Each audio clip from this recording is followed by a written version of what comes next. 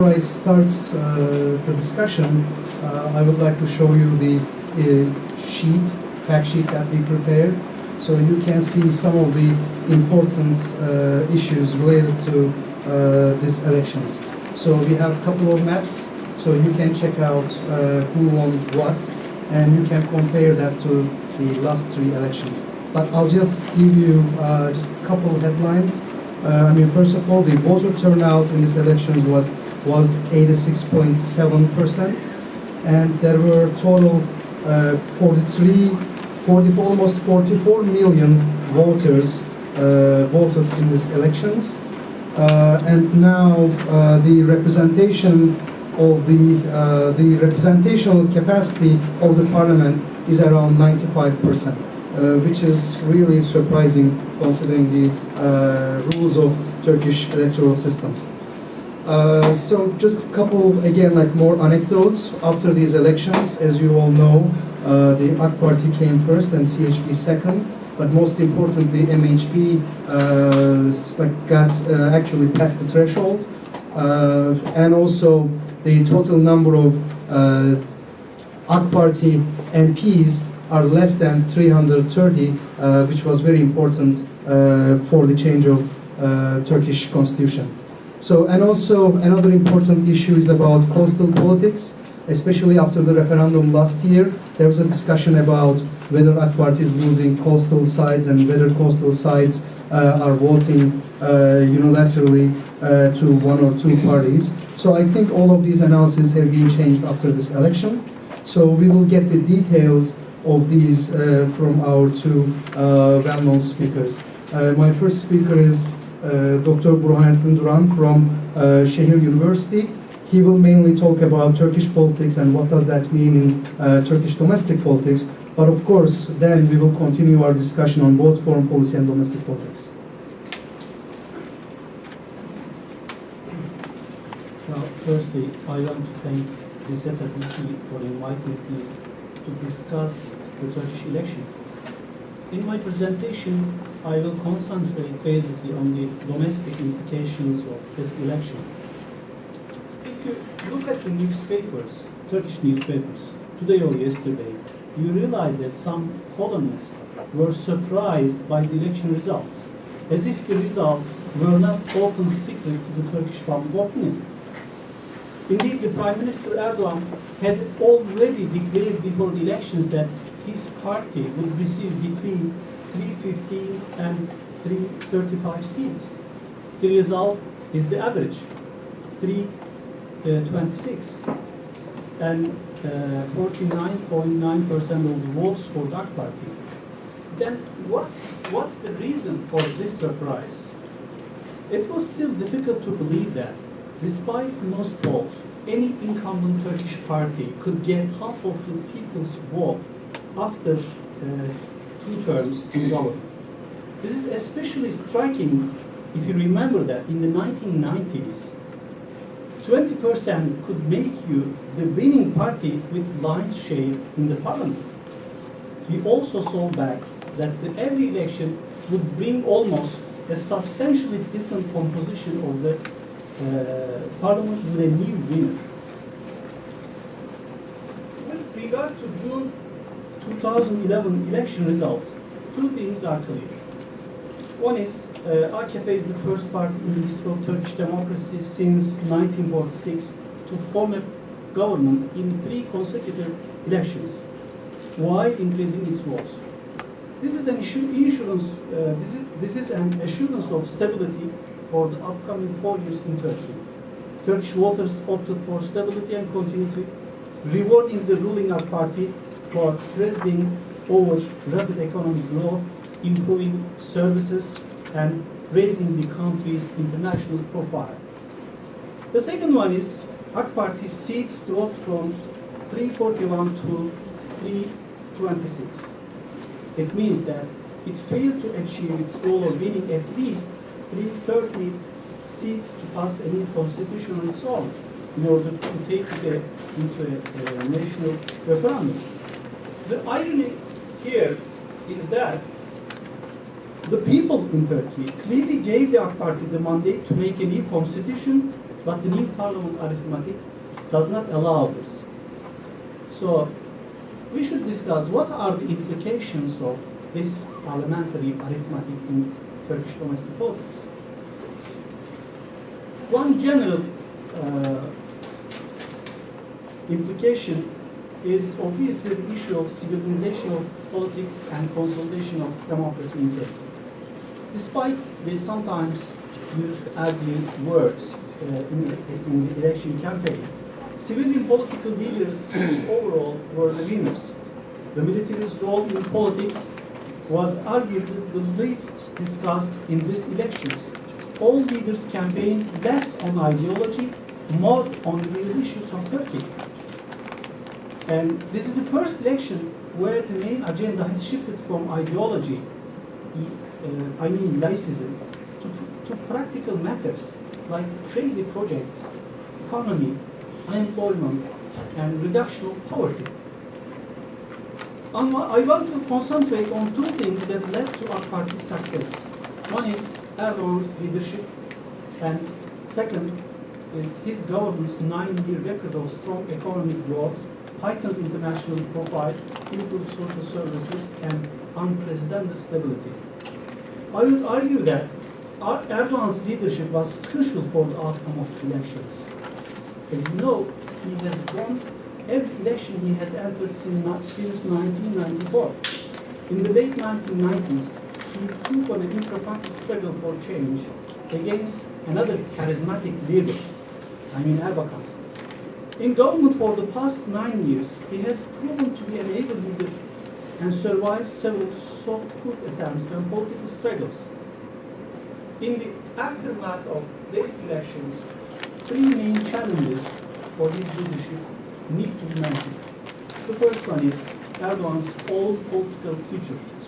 The second one is whether he can reach a consensus on the Kurdish issue and drafting of a new constitution. And the third one is related to whether Erdogan can leave behind a party that will thrive in his absence.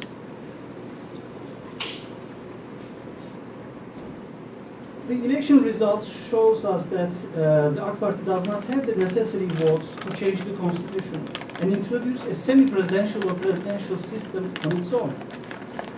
It means that it will have to persuade the opposition parties for the presidential system, which will be very difficult.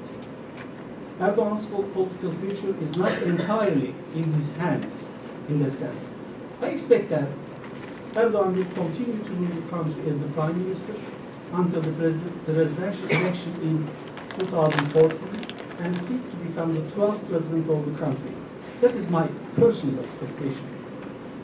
The real test for Erdogan's charismatic leadership is that whether he can create a new consensus on the Kurdish question and the new constitution. Erdogan promised in his victory speech on Sunday night that he will seek a broad consensus with opposition parties as well as NGOs for the new constitution. He also implied that he would continue the Kurdish opening. Erdogan called on CHP for cooperation to write a new constitution, and Kılıçdaroğlu gave a positive response. But the possibility of any success in writing a new constitution depends not only on the political skills of Erdogan, but also on the attitude of opposition parties, especially CHP. CHP leader Kılıçdaroğlu also promised a new democratic constitution, the removal of all obstacles to free expression of Kurdish identity, strengthening of local government in line with European norms, and keeping the military under strict civilian control. The third issue was the institutionalization of Erdogan's charismatic leadership. In terms of AKP's future as a main player in Turkish politics, the most obvious challenge is how the future of the party's leadership will be shaped. Maybe it is a little bit strange to discuss the future of Erdogan because he's so powerful leader. Why I'm talking about his future? Because he promised that this is the last election, last parliamentary election for himself. not only for himself, but also for 73 AKP deputies, including the leading figures of the party.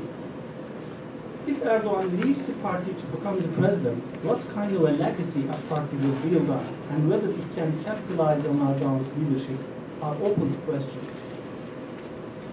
We should admit that Erdogan is very successful in getting votes from people through consensus or polarization.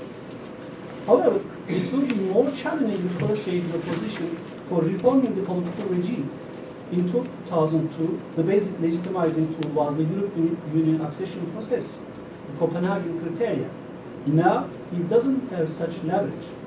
But one thing is certain that in case of failure in writing a new constitution, Erdogan will be able to shape the public opinion about who's responsible for this failure, implying opposition parties. On the Kurdish question, Erdogan will not probably accommodate the radical demands of Kurdish nationalists regarding the disarmament of the PKK and its inclusion into the political system. Because we know, despite recent cultural and linguistic reforms, Kurdish politicians have become increasingly bold in their calls for autonomy and civil disobedience. Democratization, in the sense of a continuation of early Kurdish operation, would continue, but this would probably not satisfy the Kurdish political movement. The PKK has threatened to end its unilateral ceasefire and take its battle to Turkish cities very soon if the government ignores its calls. The coming weeks are critical for the Kurdish question. One of the winners in this election is independence, supported by Kurdish nationalist movement, Kurdish Nationalist Party, Peace and Democracy Party, BDP. If this party continues to concentrate on a set of issues that have a limited ethnic and regional appeal and continues to bring the political fate of Abdullah Öcalan and the PKK to the fore, it would not be effective even in the Kurdish question. The election brought some challenges to the leadership of the main opposition party, CHP. Although the CHP secured 26% of the vote, the party's best result in over 3 decades. The result is complicated. The party is successful enough to keep its new leader in power, but its performance is below the expectations. It was expected to take 30% of the vote. Kılıçdaroğlu got 5% more than CHP under Baykal, but seems to have lost some secularist national votes to Nationalist Action Party in the Western Anatolian cities. The CHP has traditionally been the political representative of the Kemalist center, including the military, the civilian bureaucracy, the judiciary, and the big capital. Kılıçdaroğlu gave strong signals that the new CHP might be a post-Kemalist, pro-reform party. But he will face difficulties in transforming his party into a post-Kemalist party, because conservative Kemalists, I think, would decrease his power in dealing with the negotiations with AK Party to write a new constitution.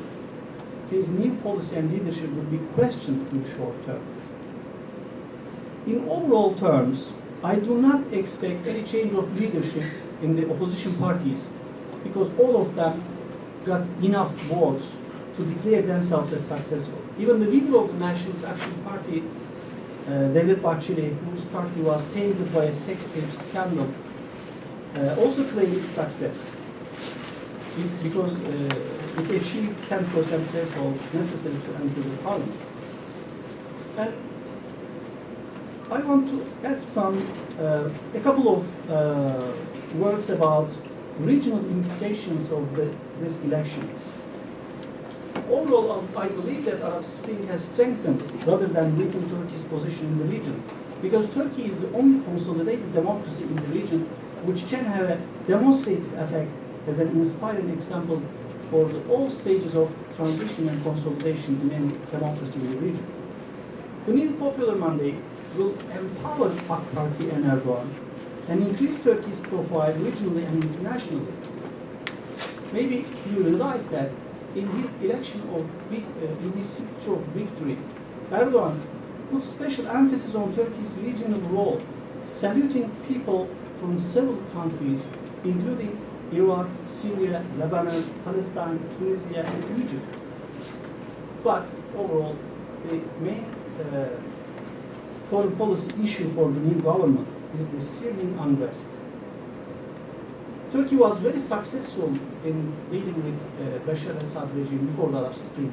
But after Arab Spring, there is a major dilemma for Turkey in dealing with the tough issues of regime change or regime survival. And there is a real security challenge to Turkey. But we see that Turkey sharpened its tone towards Syria over the past few days, criticizing Assad for not living up to his promises to make reforms. Erdogan also slammed Assad's younger brother, Mahir Assad. And also he expressed support on Monday for Britain's efforts to put pressure on Syria at the UN Security Council. And Turkey may be forced to establish a military buffer zone on the Syrian side of the border. One last aspect that I want to mention, Iran has a growing discomfort with Turkey's new Syria policy. The Iranian press started to criticize Turkey for working very closely with the US to demolish the Assad regime and for helping the protesters. In the short run, Turkey will face serious security issues in the region, which the US is concerned about as well. But I believe that Ankara's priorities will likely be stability and peace as before, but we can expect significantly higher emphasis on democratic governance and rule of law. That's my presentation. Thank you for your patience. Thank you, Burhanettin. We will continue with our questions like in 15 minutes. But before that, we will listen to Steve Cook. But before I give the microphone to Steve, I just want to bring 4 very short points. One of them is about the fact sheet. Now there are 78 female parliamentarians in the new Turkish parliament. This means 15% of the parliament is women. And second, of course, one of the winners of the election was BDP. That was the Kurdish Nationalist Party, who got 38 MPs, which was really unexpected.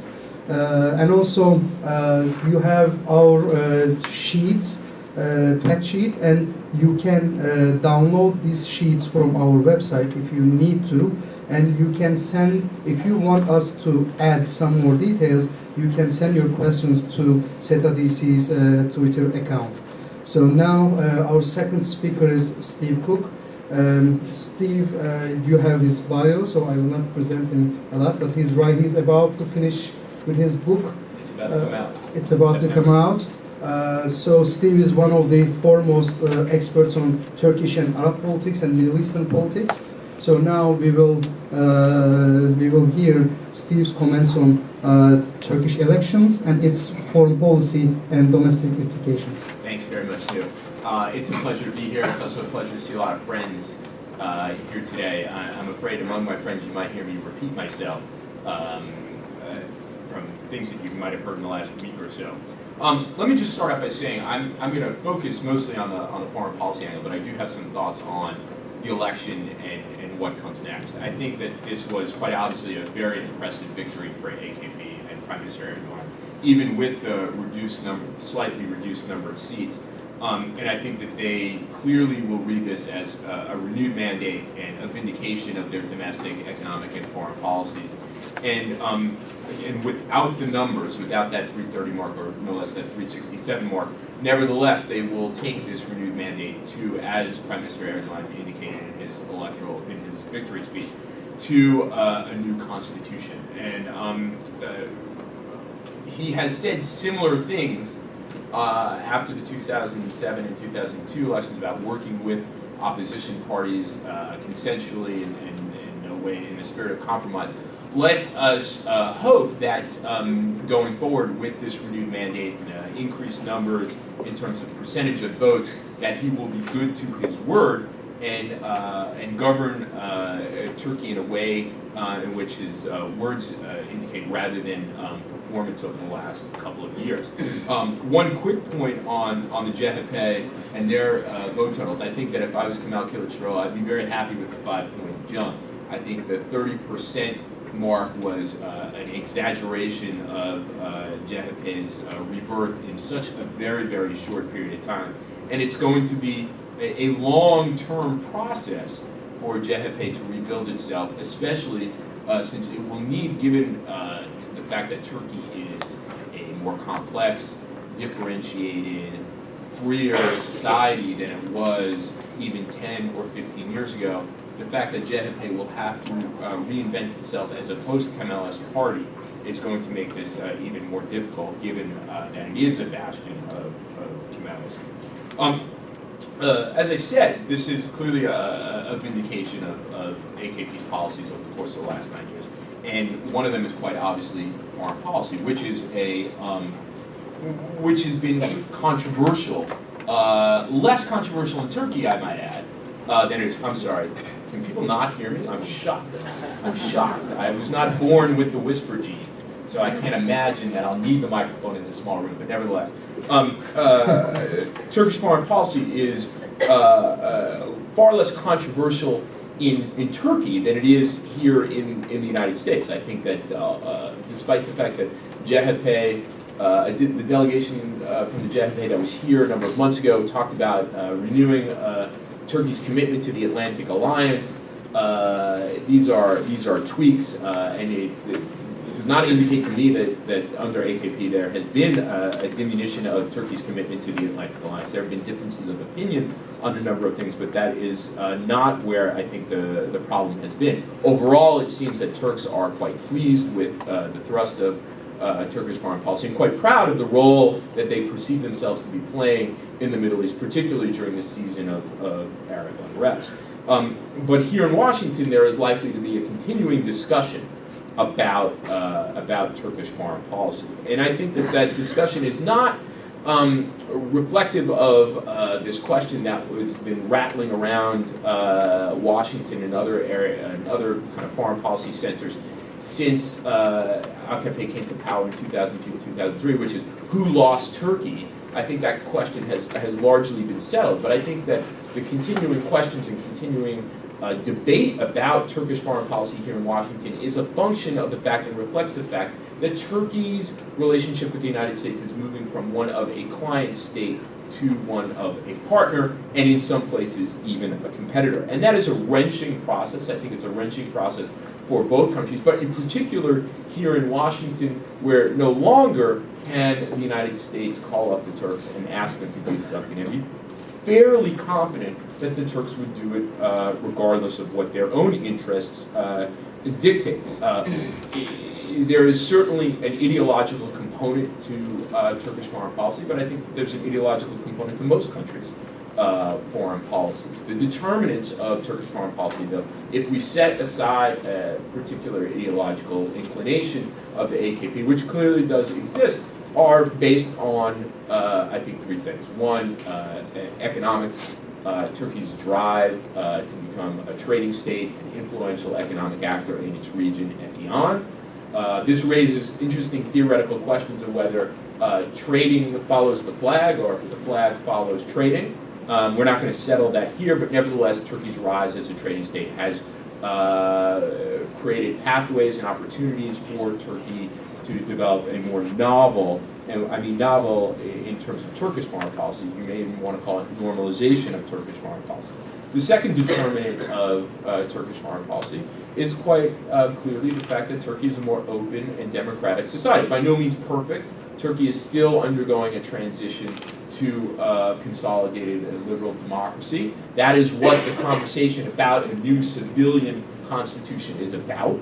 But nevertheless, in an environment where public opinion matters more in the formulation and execution of foreign policy, there are likely going to be changes, and those changes are manifest most clearly in places like the Middle East. But this is an entirely natural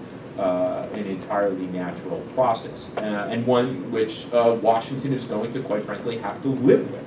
And then the third one is one that I think is downplayed, but downplayed too often to the detriment of our analysis of what's going on with Turkey and Turkish foreign policy and the way we relate to it, which is global changes. We are still feeling the effects of the end of the Cold War 2 decades on.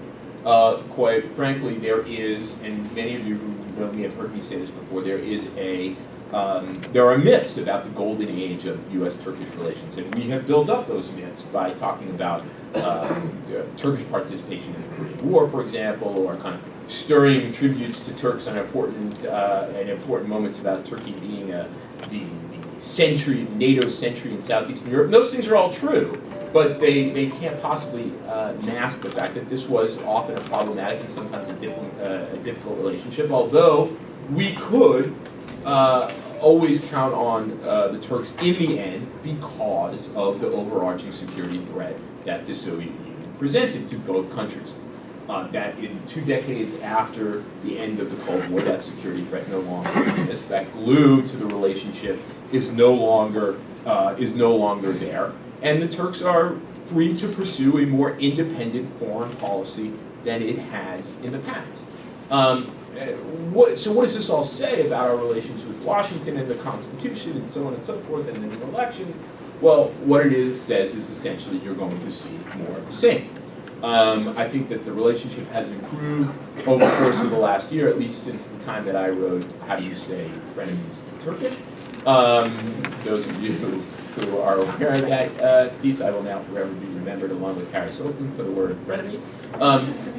But it has certainly improved, and that is largely a function of the fact that not only have we gotten over, at least Washington has gotten over the flotilla incident, which is a more political issue rather than anything else, and has moved beyond the UN Security Council resolution in which Turkey voted no against Iran sanctions, but more a reflection of the fact that administration officials came to the conclusion long ago that despite some cheerleading from about CHP here in Washington and among Turkish visitors to Washington, that the Justice and Development Party would win and win convincingly in these elections. I think that Washington looks upon the coming of a new constitution as a step forward, and will support that process in every way, shape, or form that it can or that it's asked to. All that said, we are confronting, the two countries are confronting the real significant changes that are going on in the Middle East. And both countries are experiencing, how shall I say, cognitive dissonance, watching a region rewire itself virtually on a daily basis. And I think that this has caused a certain amount of strain in the relationship, but also a significant opportunity for greater cooperation in that process of moving from a client-state relationship to a partnership. I think that there have been some problems in Turkish foreign policy in responding like every other country. And what's surprising about this is that the Justice and Development Party has been telling everybody, but in particular Washington, over the course of the last decade, that it had special insight into the Middle East. And a special capacity to manage local squabbles because of Turkey's special attributes. One, proximity; two, being an overwhelmingly Muslim country; and three, a historical legacy of being involved in the region. However, when push came to shove, Turkey was as confused and timorous as other countries, and it was quickly clear that Turkey's relations in the Arab world and its genius in the Arab world was wrapped up in the authoritarian regimes that are now under threat, rather than some sort of special insight into the region. I'll stop on this only because it's an itch that I'm needing to scratch, and since my colleagues have raised it, which is this question that is being asked by Turks, and you've heard it in other places, including here in Washington, is whether this debate whether the Arab Spring benefits Turkey, it doesn't benefit it, is Turkey well placed to become an inspiration for the Arab world. I think that just like here in the United States, and I just had an article that came out in the American Interest in which I ripped the notion that the war in Iraq or the Bush administration's freedom agenda somehow had something to do with the Arab Spring. I think that that is a conceit because it always has to do something with us. I think the same thing, and I would say in a gentler tones to Turkish friends, that what's happening in the Arab world really has much to do with the Arab world. and a lot less to do with Turkey, Turkey's ostensible inspiration, and so on and so forth. Certainly there may be things that Arabs, as this situation settles itself down, when, who possibly knows, where Turks can offer good advice to their Arab friends. But the uprisings themselves, the efforts to build new, more decent political systems, at least in Tunisia and Egypt, we'll see what transpires in other parts of the region, are about Arabs themselves. And Arabs are perfectly capable of building their own systems and will build their own political systems according to their own history and particular cultural milieu and so on and so forth. I would imagine that somewhere, someplace, there are people gathered at a French think tank talking about the French inspiration for the Arab Spring, because after all, France is the land of liberty, equality, and brotherhood, whatever it is. All that said, I think that Turkey is well placed, however, in the region to be an economic engine of growth for countries that are desperately going to need investment and trade and so on and so forth. I will say, though, that in the long term, should, for example, Egypt, a country that I've just spent 3 years wrestling with and putting down a 582-page manuscript, should Egypt, a bellwether, a traditional leader of the Middle East, should it come out of its revolution in better shape, by no means can I be predictive here, it will certainly diminish Turkey's role in the region, because Arabs quite naturally will look to Cairo for leadership and that long missing inspiration. It was easy for Turkey to play an important role, an influential role, I'm almost done, don't worry about it, in the region when the Middle East was politically dead.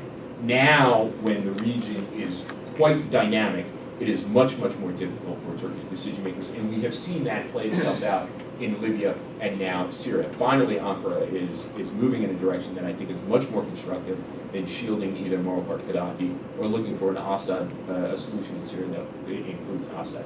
I'll finish on that slightly critical note. Just remember that close friends speak bitterly to each other. Thank you very much.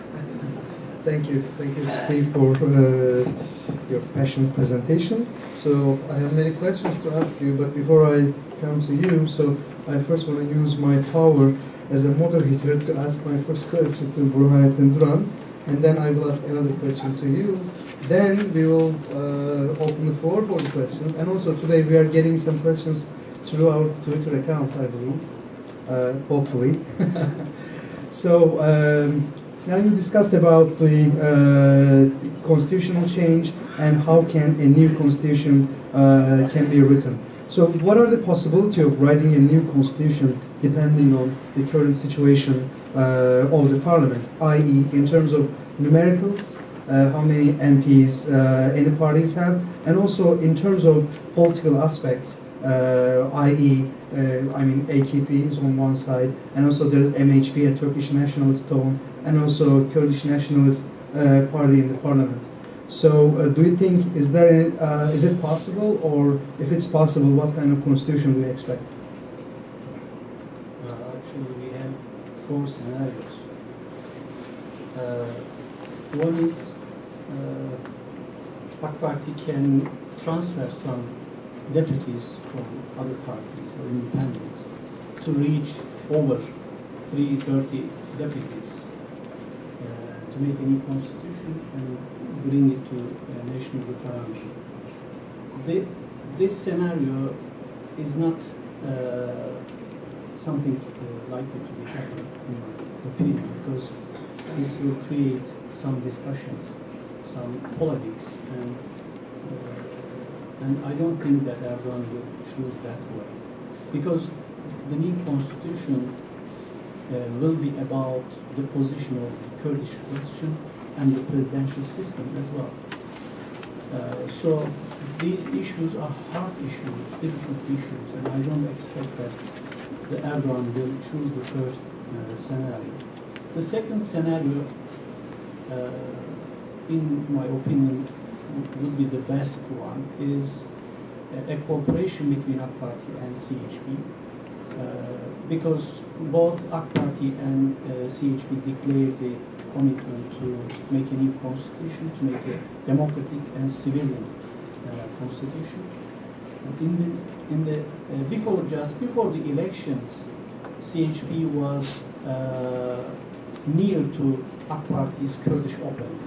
I mean, accepting some local administration issues and identity issues, and became very close to AKP's position, AK Party's position on Kurdish question. So, but due to some leadership problems and some ideological problems within CHP, this is not an easy option. The third scenario might be the cooperation between our party and independents, I mean BDP, Kurdish Nationalist Party. This is not a really probable option in my mind, because this will put a pressure on Erdogan just before presidential elections on being accused by Nationalist Action Party and CHP for making something very dangerous to the unit of Turkish battle. And the fourth one is the coalition cooperation between AK Party and Nationalist Action Party. But this cooperation cannot do something new for the Kurdish question. Maybe something new for the HESCA issue. That's not enough. So the worst scenario, which I Fifth one. include the fifth one, no new constitution. Which this is probable also. So that's, yeah. Okay, thank you for your frank answer. So Steve, my question to you is about your words. You said Turkey is now turning from a client state to a partner and sometimes competitor. So I will ask the biggest question to you. Who lost Turkey? Can't Turkey be a partner, or what kind of partner, if Turkey follows an independent foreign policy? Well, I think that well, they seem, the way you asked the question, it seems like a mutually exclusive either or issue. And I don't think that that's the case at all. I think that what you will see is the normalization of